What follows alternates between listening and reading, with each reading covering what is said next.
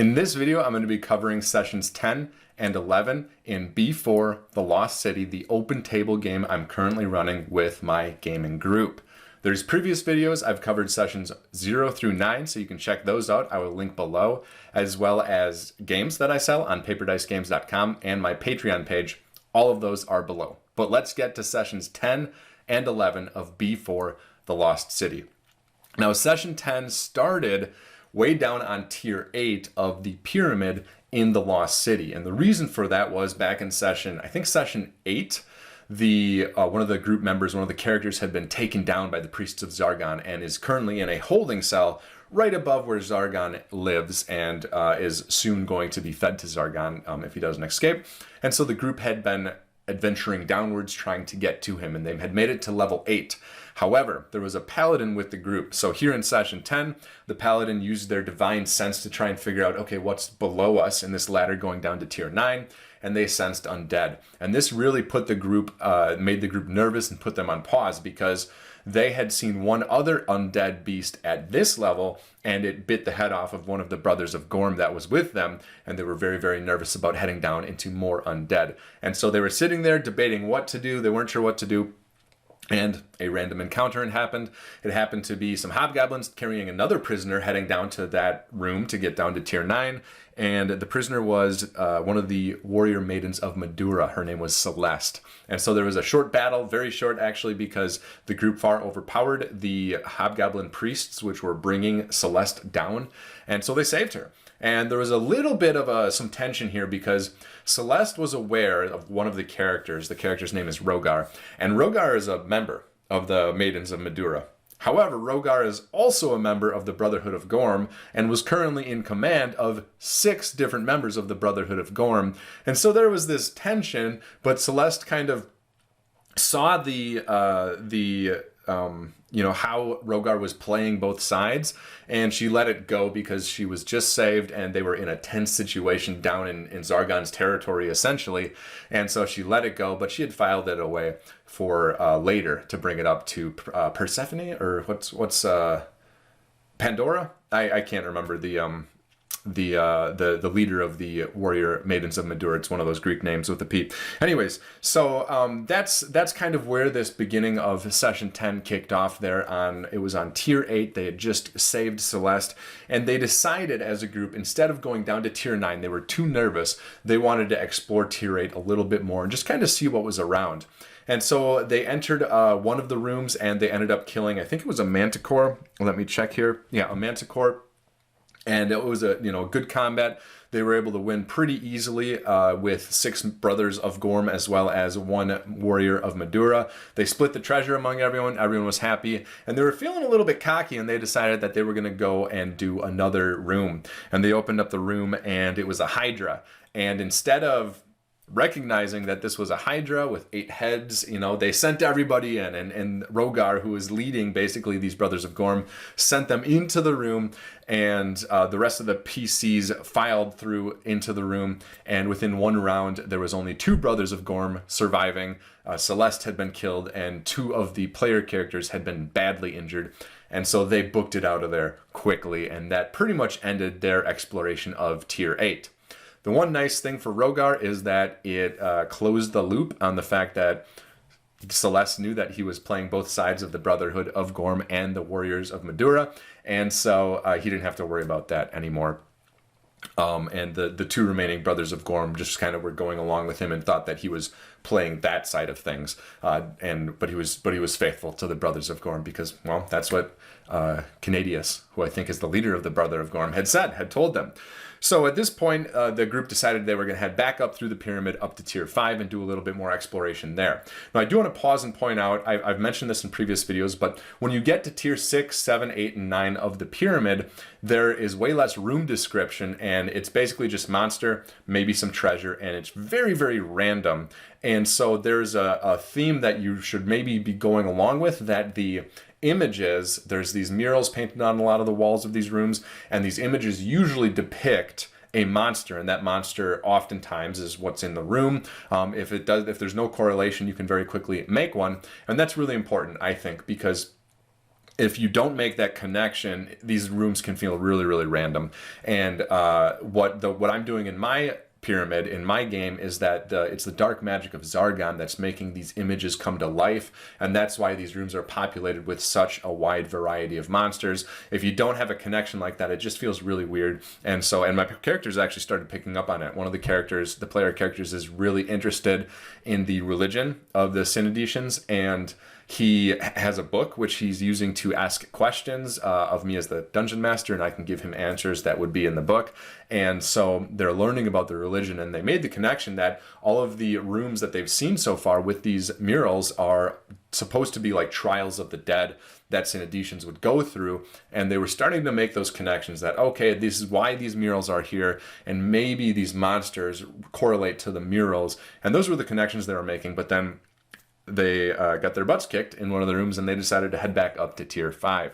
So in Tier 5, they started to explore a little bit, and they found one of the most interesting parts of Tier 5, I think, which is there's a room where a bunch of Synedicians are basically high. I think they're like drugged up, and they're screaming in terror. So there's that room, and then there's two adjacent rooms, and one of them is a gambling room, and one of them is a dancing room, except like it's like a party and dancing, but the Synedicians are also drugged up and or high, and they just don't recognize what's going on around them in real life. Instead, they have this party that's happening in their head. So some of the Synedicians are dancing to music that is not there. Others are engaged in one-sided conversation as if there's a group around them, except they're by themselves. It kind of, the scene that is set in that room description reminded me of those parties where everyone gets a pair of headphones and they're rocking out to the same or different music. But if you walk into the room and observe, you don't hear anything. You just see people dancing to different beats and stuff like that. So that's what was happening there. The group was very confused. But it's really trying to set up what this room is in my mind. What it's doing is it's really trying to set up the idea that, okay, the Synedicians who still live in the pyramid basically are they're addicted to these drugs, or they get high or whatever, and that's their life. They just kind of float through life, seeing terrors, seeing parties, not really engaging in the real world. And the Brothers of Gorm, the Warriors of Madura, and the Magi of Usamagaras, what they do is free people, kind of like the Matrix maybe a little bit, and they free these minds. They get people into their group, and then eventually their numbers will grow enough that they can take on Zargon. But of course, they're not there yet. So that I'm trying to set that up with these Synedicians, and they're kind of getting there. They were kind of doing some, they were experimenting with the Synedicians and trying to figure out why they were acting these ways, and if they could influence how they would act. And it was interesting to see the players, after such a combat-heavy beginning of this session, really dive into some role-playing and some problem-solving near the end.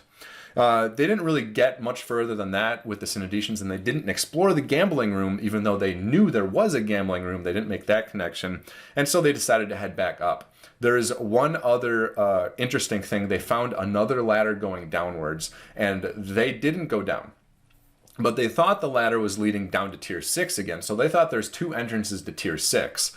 The ladder that they found, though, actually goes down to the underground city. So I'm excited for them to find that out, because they're aware that there's an underground city. They don't know how to get there. I think mentally they're thinking that it's, further down in the pyramid, you'll eventually get to the underground city, but that's not the case.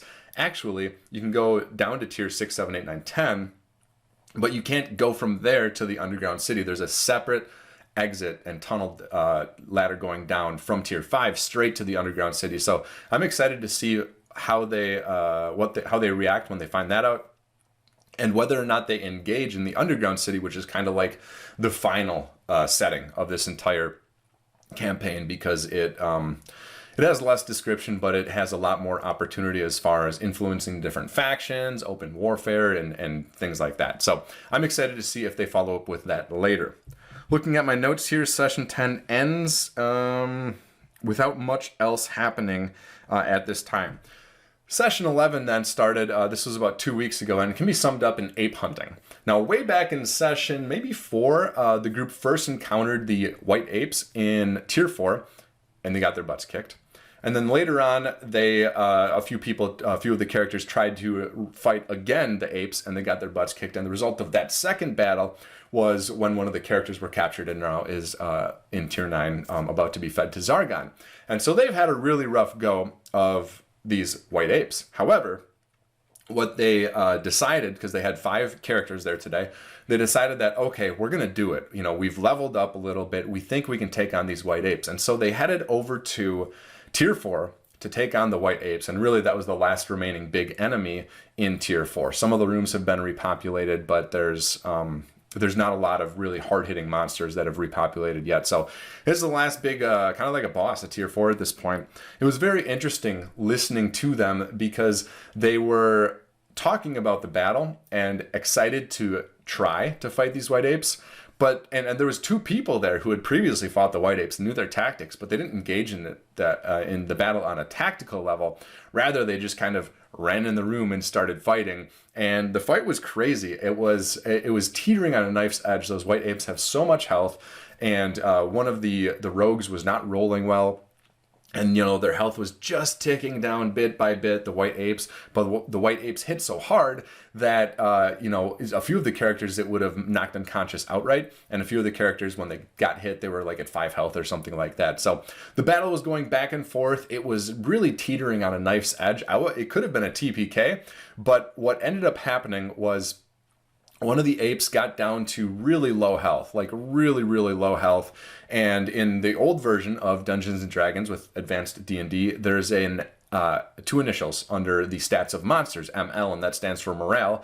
And the idea is that if there's an event that would cause a morale check, you roll 2d6, and then if the result is over the number listed in that next to the ML, the monsters lose their morale and will flee or something similar, right? And so I recognize that, okay, this white ape is really like one good hit away from dying. These white apes have been here for a long, long time, and they're not super excited about that. So I just rolled a morale check, and lucky for the characters, the result was higher than the number listed. I think the number listed was an 8, and it was higher. And so the white apes ended up fleeing, and the only way to flee was through the doors where a lot of the characters were standing, granting some opportunity attacks. And so the characters got super lucky. I think at this point, 2 of the PCs were unconscious. There was 3 remaining, and it was, like I said, if the white apes had succeeded in avoiding that morale check and stayed to fight, the characters probably would have, it might have been a TPK. But instead, the white apes fled, very badly beaten, and the characters were able to survive. So they kind of regrouped, healed up, and they said, you know what, let's go white ape hunting. And I was like, oh, okay, you know, if you know, we're looking at a possible TPK again. And so we did kind of a few hunting mechanisms as they worked their way through Tier 4, and eventually they found the white apes again. They re-engaged in battle. They got some lucky rolls early. The first white ape went down. The second one lost another morale check, tried to flee again, and it almost escaped again, but one of the newer players actually was able to get a good hit in just as that white ape was getting out of range as it fled, and they finally succeeded in killing the 2 white apes.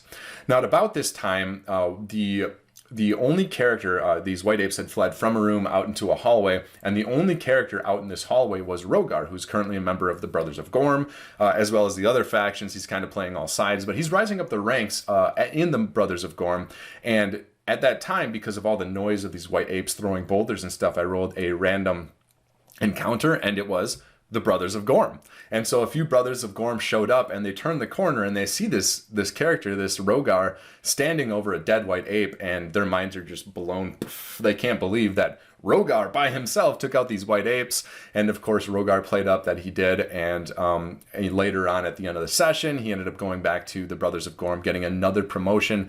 Now he's Lieutenant Rogar, Destroyer of the Apes or something like that. And he has even more ability to grab Brothers of Gorm to go down into the lower tiers and fight Zargon's enemy, or the enemies of Gorm, like Zargon and things like that. So that was kind of a cool little thing that happened with a random encounter, which is one of the reasons why I like this module so much.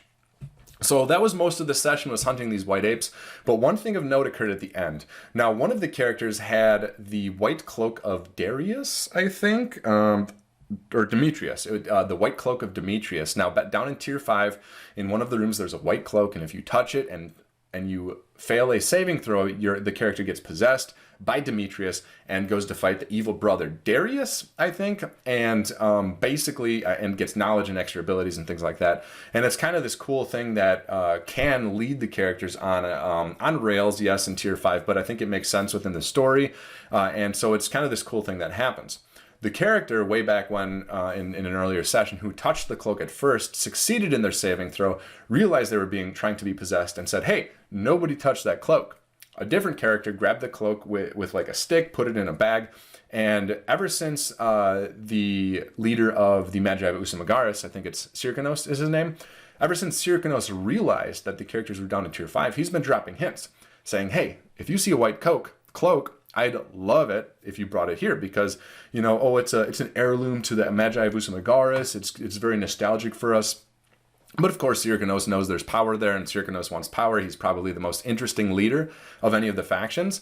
And of course, the characters picked up on the fact that Syrkanos was just lying through his teeth to them. And so finally, at the end of this session, they brought it to Syrkanos' attention that, hey, we do have the cloak. And they weren't sure what to do with it at first. And Syrkanos is out there, you know, reminding them, please don't touch it. He's reminding them, you know, oh, we'll pay good money for that. And let me just double check here. Yeah, and eventually the character who had the cloak ends up trading it to Syrkanos for 500 gold and advancement within the faction. So that character got to advance a little bit higher in the Magi of Usumagaris. So they are now kind of a 3rd tier member, which, my wrong sheet here. With the rules kind of I made, they are now a crowned child of Usumagaris. So they've accomplished a celebrated deed, which of course is bringing this cloak back. And Syrkanos has the cloak. And so I'm very curious what I'm going to do with this, with the fact that Syrkanos has this cloak, because again, Syrkanos is the most interesting faction leader. Syrkanos wants power. Syrkanos wants to ally with the characters, but Syrkanos is also wary of the characters because if they get too powerful, they might be a threat to him and his power over the Magi of Usumagaris. And quite frankly, the characters are at that point. As a group, the characters are definitely more powerful than Syrkanos alone, and the characters would, you know, 50-50 chance probably in a battle be able to fight the Magi of Usumagaris because their health is so low, you know, as individuals. And so I think it would be a really close battle. And Syrkanos is kind of recognizing that, hey, if these characters are going down to tiers 7, 8, 9, 8 of this pyramid and they're surviving, at this point, they may be a threat to the Magi itself. And so right now what I'm thinking is that Syrkanos is going to use the cloak to try and get the power from it. And you know, there's 2 ways it could go. Maybe Syrkanos is able to do some sort of magic ritual and get the power from the cloak and be even more powerful in case the characters do turn on him. Or maybe he fails and Demetrius possesses Syrkanos, and Syrkanos is then led down to tier 5 to fight the brother Darius, or Demeter, or whatever the brother's name, the evil brother. If that happens, the characters are going to see it, and I'm very, very excited for that moment. I might bring that up for the next session, or I might keep it and hold on to it. It kind of depends. I think if the players come with a plan next session, I might hold off on that and let them do their plan. But if they come and hem and haw and they're not quite sure what to do at the beginning like they did in the last session, then I'm probably going to put this hook out there and I'm going to say, yeah, Syrkanos is walking by himself down the hallway. And, you know, I think that will kind of ring some alarm bells because Syrkanos never adventures and definitely never adventures alone. So I'm excited what's going to be coming next. I hope these videos help. I really do. There were, you know, when I started running this, there weren't a ton of videos and content on B4 the Lost City. There was some really good advice, but only from 1 or 2 places that I could find. So I'm recording my experiences with it in hopes that it helps you watching it at some point continue to run B4 the Lost City for your group. So thank you so much for watching. I do appreciate it. If you are interested, I sell games at paperdicegames.com. Link is below, as well as I have a Patreon I'm trying to get going here. Link for that is below as well. So thanks for watching, and I'll see you in the next video.